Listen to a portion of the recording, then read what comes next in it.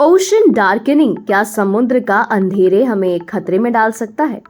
पिछले 20 सालों में हमारे समुद्र तेजी से अंधेरे होते जा रहे हैं। एक नई रिसर्च के अनुसार अब तक लगभग 21% महासागर पहले से ज्यादा गहरे और कम रोशनी वाले हो चुके हैं। यानी सनलाइट अब समुद्र की ऊपरी सतह तक पूरी तरह नहीं पहुंच पा रही।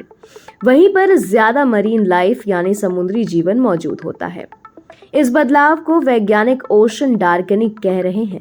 जी हाँ, यानी समुद्रों को धीरे धीरे कम रोशनी वाला या डार्क होता जाना। लेकिन ऐसा आखिर क्यों हो रहा है?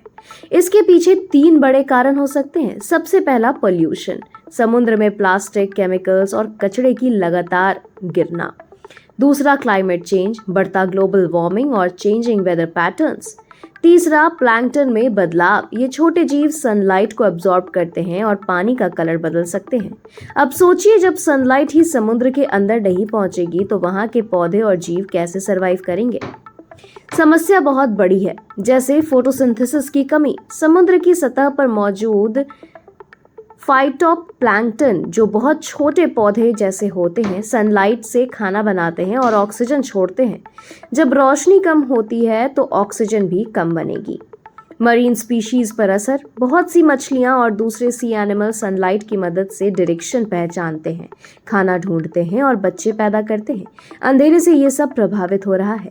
फिशरीज को नुकसान। मछलियां कम होंगी तो मछुआरे और सी फूड इंडस्ट्री पर बड़ा असर पड़ेगा, जिससे करोड़ों लोगों की रोजी रोटी खतरे में पड़ सकती है।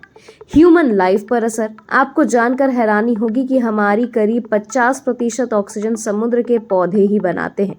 अगर वो कमजोर पड़ गए तो हमें सांस लेने में भी दिक्कत हो सकती है और क्लाइमेट चेंज और बढ़ेगा। वैज्ञानिकों का साफ कहना है, अगर हमने अभी एक्शन नहीं लिया तो ओशन डार्कनिंग परमानेंट हो सकता है। इसका असर सिर्फ समुद्र में नहीं रहेगा, हमारा खाना, हवा, मौसम और पूरी लाइफ इससे जुड़ी है।